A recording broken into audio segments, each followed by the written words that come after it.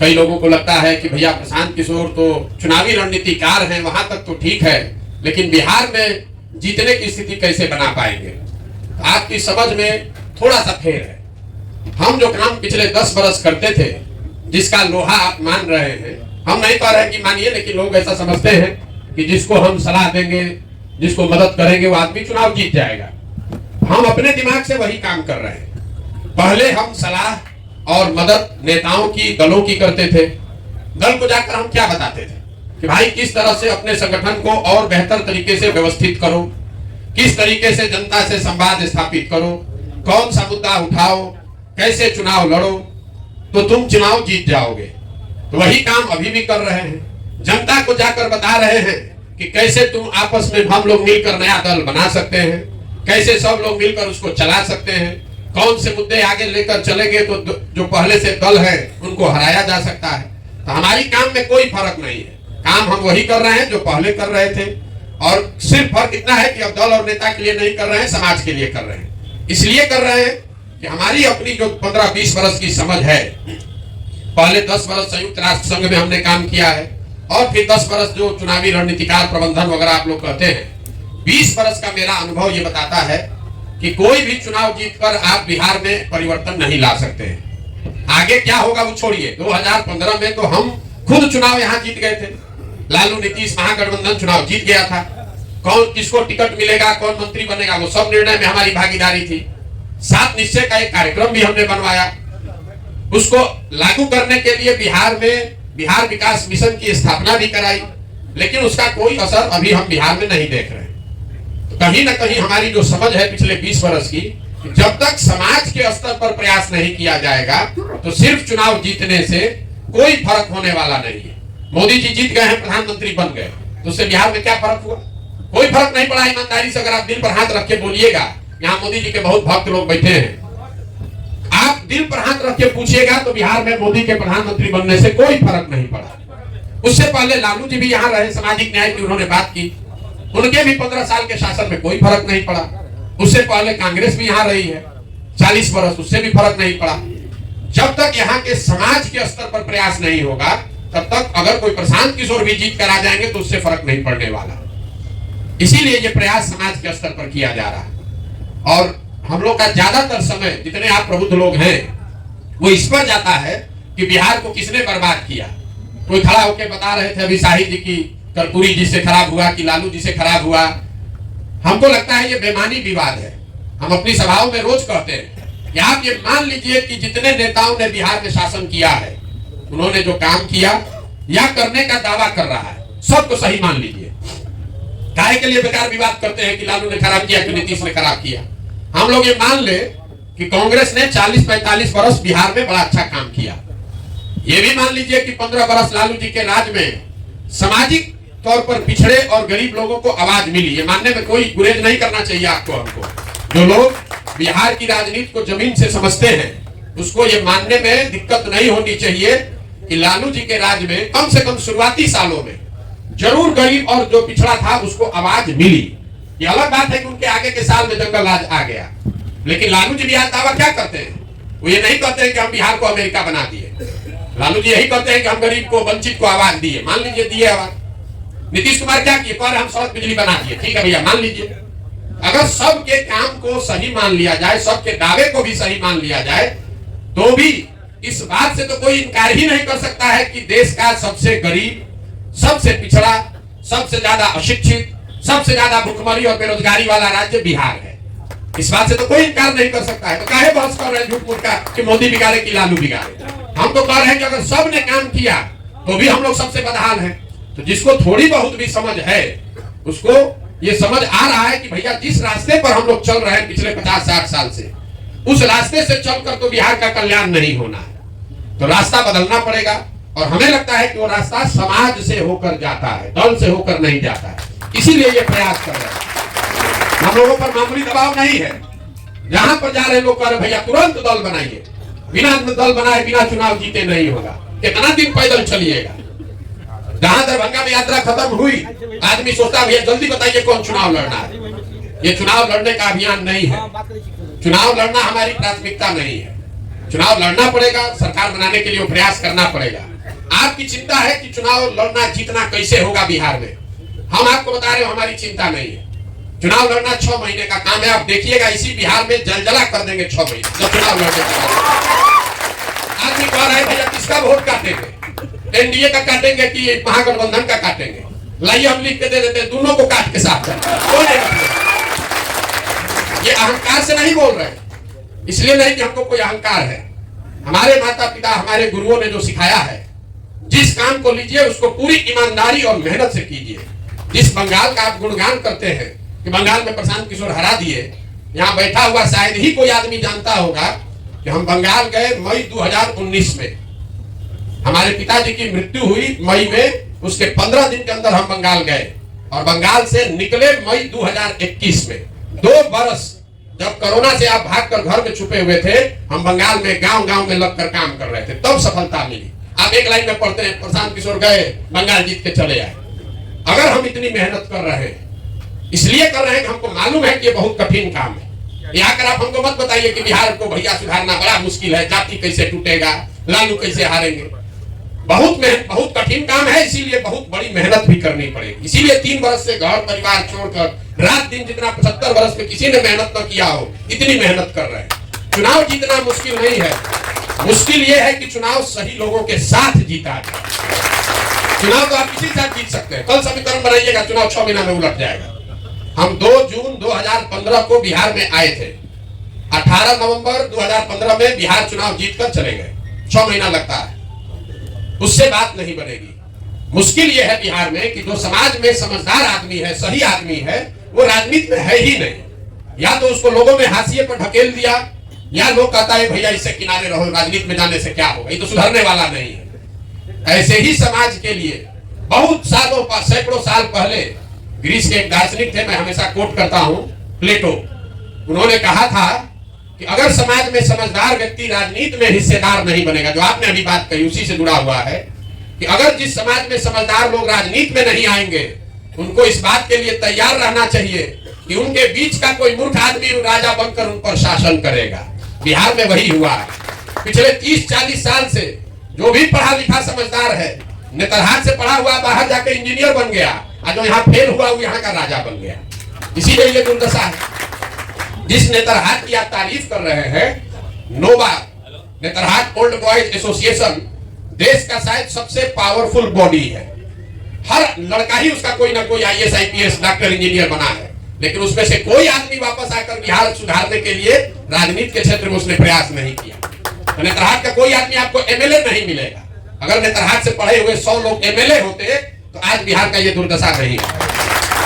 तो जो फर्जी डिग्री बना के पास हुआ वो बिहार का नेता बन गया, और जो नेतरहाट से पढ़ के निकला जाके तमिलनाडु में IAS अफसर बन के तमिलनाडु को बना रहा है। तो ये प्रयास ये है कि जो प्रबुद्ध लोग हैं, जो समझदार लोग हैं, जो समाज के लिए जीने मरने का जज्बा रखते हैं, उनके पास साधन नहीं है, उनके पास पैसा नहीं है, आपके पास चुनाव लड़ने की समझ नहीं है, तो सब चिंता वो आप अपने भाई अपने बेटे प्रशांत किशोर पर छोड़ दीजिए, लेकिन राजनीति में आइए।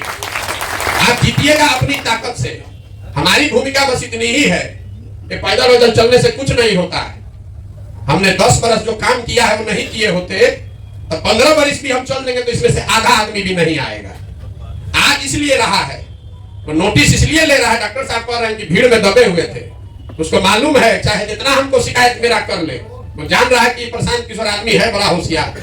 अगर कर रहा है तो कुछ न कुछ सोचिए कि कर रहा होगा, हल्के में मत लो, नहीं तो कल हवा में उड़ा देगा। इसीलिए आया है, बुरा नहीं मानिएगा। आप बहुत बड़ा बड़ा बात यहाँ कहिएगा, ए भैया बिहार को सुधारना है, समाज को सुधारना है, कुछ नहीं करना है आपको। अगर हम 10 को चुनाव नहीं जीते होते तो 15 महीना हम पैदल चले या 15 साल पैदल चले, बिहार का आदमी उस पर भी हंसता, हम पर भी हंसता होगा। लेकिन हंसता है तो साथ में भी कहता है भाई कुछ तो सोचे क्या आया होगा। हंस तो हम पर भी रहा है, आप हंसिए चाहे नहीं, हमारा घर वाला भी हम पर हंसता है। कहाँ बुर्बक वाला काम ले लिए हो। पहले कितना बढ़िया आप न्यूज में भी देखे होंगे, प्राइवेट प्लेन हमको चंद्रबाबू नायडू भेजे कि आके मिलिए। न्यूज में चला रहा है कि प्रशांत किशोर लगता है बिहार छोड़कर चले गए, नायडू को एडवाइस कर रहे ना, खाली इसलिए बुलाए हैं कि आप किसी भी तरह हमारे खिलाफ इस बार मत आइएगा, इतने कहने के लिए गए थे ना। भैया हम बिहार में पदयात्रा करेंगे, चिंता मत कीजिए, आप लड़िए अपने हिसाब से। इतना आंच है काम का, इतना आंच है, भ्रम आपको फैला रहा है। हम तो पदयात्रा कर रहे हैं। आज हमको न्यूज छपा है किसी मैगजीन में कि प्रशांत किशोर पदयात्रा रोक के चंद्रबाबू नायडू को मदद कर रहे हैं। तो हमको प्राइवेट प्लेन भेज के ये बुलाने इसलिए बुलाए थे कि हम इतने आपसे चाहते हैं कि आंध्र प्रदेश में आप वापस मत आइए, हम लोग चुनाव जीत जाएंगे। हम जीत जाइए, हम कहाँ आ रहे हैं, हम तो वहां पदयात्रा कर रहे हैं, आप घबराइए नहीं, यही कहने गए थे। जब तक आप कुछ करके नहीं दिखाते हैं कोई आपका मानता नहीं है, कोई नहीं मानता है। हमारी भूमिका इस पूरे अभियान में एक कुम्हार की है। घड़ा जो है वो तो मिट्टी और चाक से बनेगा, कुम्हार कितना भी होशियार है घड़ा नहीं बना सकता है। लेकिन पूरे पदयात्रा के दौरान कुछ अच्छी मिट्टी, कुछ अच्छा चाक आप जैसे लोग मिल जाएंगे, फिर आपके पीछे मदद करेंगे, ताकत शक्ति बुद्धि लगाएंगे और जनता को समझाकर आपको जिता कर लाएंगे। उसमें कोई दिक्कत नहीं।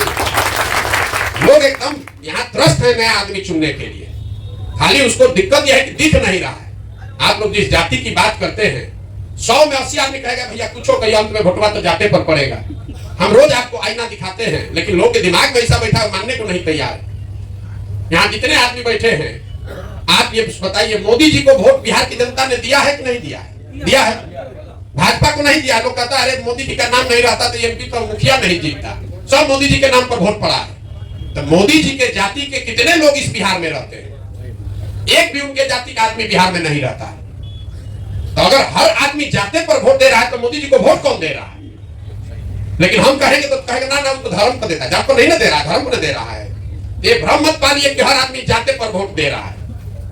अगर आप पीतल और सोना दो चीज समाज में रखिएगा तो किसी भी जाति का हो सोना ही उठाएगा, पीतल कोई नहीं उठाएगा। अब जिम्मेवारी आप पर हम पर है कि जो विकल्प हम लोग जनता के सामने रखना चाहते हैं वो खरा सोना हो, तो हम लोग कोई चुनेगा। कहां किसी ने प्रयास किया है कि जनता ने उसको नहीं चुना है? हम लोग बिहार की जनता को बेकारे ना गाली दे रहे हैं। अरे भाई हमने आपने प्रयास कहां किया कि जनता ने आपको नहीं चुना? प्रयास हमको करने दीजिए, सब लोग आप लोग लगिए। हमारी अपनी समझ है कि यहाँ बिहार की जनता के चेतना पर धूल पड़ गया है, वो चेतना मरी नहीं है। जो डॉक्टर साहब ने कहा वो ठीक बात बताया। यहाँ के लोगों की समझ और समझदारी में कोई दिक्कत नहीं है। बिहार में यूपी में लोगों को और कुछ आए चाहे नहीं, हम देश भर के लोगों के साथ काम करके अनुभव के आधार पर बता रहे हैं। यहाँ के लोगों की सामाजिक राजनीतिक समझ बहुत अच्छी है। यहाँ के आदमी को धंधा पानी नहीं आता है, पढ़ाई लिखाई में हम लोग बंगाल जैसे नहीं, तमिलनाडु जैसे नहीं है, धंधा पानी में गुजराती महाराष्ट्रीयन जैसे नहीं है। लेकिन यूपी बिहार के लोगों को राजनीति की खूब समझ है। हमारी बात पर भरोसा नहीं है, किसी गांव में जाइए, आप अपने कॉलेजों में देखते होंगे 4 आदमी को बैठाइए, केरल से लेकर कश्मीर तक आपको राजनीति समझा देगा। हम आपको बता रहे हैं, पैदल चले, एक जगह हमको एक यादव जी मिले बूढ़े, हमसे फिलिस्तीन और इजराइल का राजनीति पूरा बता रहे थे, एकदम फटा हुआ कपड़ा में। बोले भैया लोकसभा में मोदी को वोट देना है, यहाँ पर बिहार में नया व्यवस्था बनना चाहिए, लेकिन आपका राय लेना चाहते हैं गाजा वाला में जो हो रहा है इस पर क्या करना है? हमारा मुंह खुला रह गया। ये आदमी जिसके शरीर पर कपड़ा नहीं है वो फिलिस्तीन और इजराइल की राजनीति पर पूरी उसकी 15 मिनट तक हमको समझा रहे थे कि इजराइल में क्या हो रहा है, फिलिस्तीन में क्या हो रहा है। तो यहाँ लोगों को राजनीतिक समझ है, व्यवस्था के अभाव में, विकल्प के अभाव में हम लोग बेवकूफ दिख रहे हैं। बेवकूफ हम लोग हैं नहीं। एक बार रास्ता दिखेगा तो यहाँ के लोग समझदार हैं, वो अपने आप रास्ता चुनेंगे, आगे बढ़ाएंगे। जिस दिन लोगों को मोदी जी में जरा सा भी दिखा 14 में, तो सारा जात पात छोड़ के लोग भाजपा को दिया ना वोट। अगर यहाँ दिखेगा तो लालू जी को भी लोगों ने वोट दिया था ना किसी जमाने में, ये भाई आदमी गरीब का लड़का है, बिहार का कल्याण करेगा। उसी तरीके से अगर आप नई व्यवस्था बनाएंगे, नया विकल्प देंगे तो निश्चित तौर पर यहाँ लोग वोट देंगे। चिंता का कारण ये है कि समाज से अच्छे लोगों को, आप जैसे लोगों को इसमें लाया कैसे जाए। हमारा आधा से ज्यादा समय उसी में जाता है। यहाँ बहुत डॉक्टर लोग बैठे हैं, हमारे पिताजी भी डॉक्टर थे। तो जब चुनाव होता था, हमारे बाबूजी उस समय शाहपुर एक जगह है वहां पोस्टेड थे, जहां रामानंद तिवारी जहां से विधायक थे, बिंदेश्वरी दुबे वहीं से गए चुनाव लड़ने। हमारे पिताजी थोड़े प्रसिद्ध डॉक्टर थे वहां। जब चुनाव होता था तो हल्ला होता था कि डॉक्टर साहब इस बार चुनाव लड़ने वाले। हम लोग बच्चे थे, देखते थे, हमारी माता जी धरना पर बैठ जाती थी कि जब तक बाल बच्चा पढ़ा नहीं है तब तक तुमको राजनीति में नहीं जाना है। वही हाल है अब यहाँ। जितना बड़ा डॉक्टर होगा, डॉक्टर साहब लोग कहते हैं कैसे आपका मदद करें। हमने कहा कि जिला से एक बढ़िया डॉक्टर निकाल के भेजिए जिसको नेता बना दिया जाए, जिसको एमएलए लड़ाए। 40 को अच्छा आदमी तो कम से कम एमएलए बन जाएगा, 100 डॉक्टर लोग भाग जाएगा, 100 डॉक्टर वकील भाग जाएगा। सब चाहता है कि आप सुधारिए, हम पीछे से हैं। कोई सामने आना नहीं चाहता है। वकील साहब हम घर गए थे, 1 घंटा ये लोग सवाल जवाब किया, हमको आशीर्वाद दे रहे हैं, हमको शुभकामना दे रहे हैं, लेकिन ये नहीं कहे कि अच्छा भैया चलिए हम कल से खड़ा होते हैं, हम नहीं होंगे, हमारा ये साथी खड़ा होगा। देखिए हौस रहेगा खड़ा। आपसे मदद यही चाहिए कि आपकी नजर में अगर समाज में कोई सही आदमी है उसको हमसे जोड़िए, उसको बताइए कभी जीवन में आपको कोई मिला हो कि अगर भैया ये आदमी एमएलए बन जाता, विधायक बन जाता तो अच्छा करता, उसको भेजिए हमारे पास, अब मौका है, चलो प्रशांत किशोर अपने खर्चा पर अपनी व्यवस्था से तुमको लड़ाएंगे। वो आए तो सही, बहुत ज्यादा मेहनत लगता है, जितना चलने में मेहनत नहीं उतना ही होशियार आदमी को समझाने में, मानता ही नहीं, सब सुनेगा, सब बात कहेगा, फिर कहेगा ये भैया पत्नी तैयार नहीं हो रही। रोज का ये घटना है, रोज 2-4 को से मिलते हैं, 2 घंटा सवाल, गरीब आदमी तो कह देता है ना भैया एकदम ठीक है, आप जैसे कहिएगा वैसे चलेंगे। एक सो कॉल्ड प्रबुद्ध आदमी है, उसको समझाना बड़ा मुश्किल है। 25 सवाल करने के बाद कहता है एकदम पूरी तरीके से आपके साथ है। हम कहते हैं ठीक है, चुनाव लड़िएगा यहाँ से, तो पूछ के बताते एकदम मेरा मन है। 4 दिन के बाद आएगा, कहेगा ना कह रहा है कि बेटा पास हो जाए, उसके बाद चलेगा। तब तो भैया अभी मत छोड़ दीजिए, मन से हैं, आगे हम आ जाएंगे। ये होशियारी है लोगों की। सब आदमी सोच रहा है पहले कुछ हो तब देखा जाएगा, अभी तो पीछे से देखते हैं, अभी तो घूम रहे हैं, क्या होगा। सब लोग लगिए, खाली बात कहने से कि बिहार बहुत खराब है सुधरने वाला नहीं। किसी न किसी को हिम्मत करके प्रयास करना पड़ेगा। हम ऐसा समझते हैं कि अगर हमारी हिम्मत नहीं पड़ेगी तो किसका हिम्मत पड़ेगा बिहार में, इसलिए हम अपना काम कर रहे हैं। 2 बरस लगे, 10 बरस लगे, करेंगे हम यही, और बिल्कुल किए बगैर मानने वाले नहीं। आप ये समझ लीजिए, कितना भी आदमी कह ले ये भाग जाएगा, नहीं रहेगा, बिजनेसमैन है, विचारधारा नहीं है, बिना किए मानेंगे नहीं। तमिलनाडु को तमिलनाडु के लोगों ने बनाया है ना, अन्ना दुरई पेरियार 20 बरस वहां संघर्ष किए तो अब तमिलनाडु बना है। जब देश आजाद हुआ तो तमिलनाडु और बिहार बराबर का राज्य था। आज तमिलनाडु बिहार से 7 गुना ज्यादा आगे है। तब हम लोग के लोगों को गाली दे रहा है। तो हम लोग 50-60 बरस से कुछ नहीं किए, दही चूड़ा दाल भात चोखा खा के सोए हैं। आजाद के नाम पर राजनीति किए हैं। लालू नीतीश जात खिला रहे हैं, मोदी जी 5 किलो भात खिला रहे हैं। बिहार के आदमी को कुछ नहीं चाहिए, बिहार के आदमी को कुछ नहीं चाहिए, जात और भात, इसका जुगाड़ है तो इसके आगे चिंता का बात नहीं है। लालू नीतीश नेता वो लोग समझ गया है, ये लोग को जात का डोज लगाते रहो, वोट देता रहेगा। अब मोदी जी जात नहीं है हमारे पास, तो चलो भात का जुगाड़ कर देते हैं। नहीं तो दूसरा हथियार क्या है बिहार के लोगों को, जिसको भात चाहिए तो सबको 5 किलो अनाज का उपाय लगा दिए। अब 4 किलो अनाज ले रहा है, जो मजदूरी कर रहा था वो भी नहीं कर रहा है। ये दुर्दशा है। इतने आप प्रबुद्ध लोग बैठे हैं, कभी आप बैठ के सोचे भाई मोदी जी गुजरात में बुलेट ट्रेन बना रहे हैं, तमिलनाडु में जहां से एको एमपी नहीं जीता वहां साल में 6 बार जाते हैं। बिहार की चिंता कभी नहीं किया उन्होंने। बिहार में कभी नहीं आया कि दरभंगा में चीनी मिल कैसे बनेगा, क्यों नहीं किए हैं? हम आपको बता रहे हैं क्यों नहीं किया। मोदी जी के साथ 3 बरस काम किए। आप गुजरात में जाइएगा, ऐसे किसी सभा में गांव में मोदी जी भी जाएंगे तो वहां गुजराती जो आदमी है बिजनेस का उसको इतना समझ है, पहले बात अपने धंधा का करेगा। मोदी जी कैसे हमारा इनकम बढ़ेगा, कैसे हमारे गांव में रोड बना दीजिए कि हमारा भाड़ा कम लगे, फैक्ट्री कैसे लगेगा। तो मोदी जी को वहां काम करना पड़ता है। सारे नेताओं को आपने देखा होगा गुजरात में, सारा मंत्री विधायक मुख्यमंत्री सबको हटा दिए, नया आदमी लेकर आए। बिहार में कभी मोदी जी ने कुछ नहीं किया, क्योंकि मोदी जी को भी मालूम है 5 किलो भात बनिए दिया रहा है, और अयोध्या में मंदिर बनिए गया है। बिहार का आदमी कहता है मोदी जी चिंता मत कीजिए, अरे भेजिए ना गधा घोड़ा, किसको भेजिएगा, हम लोग जिता के भेज देंगे।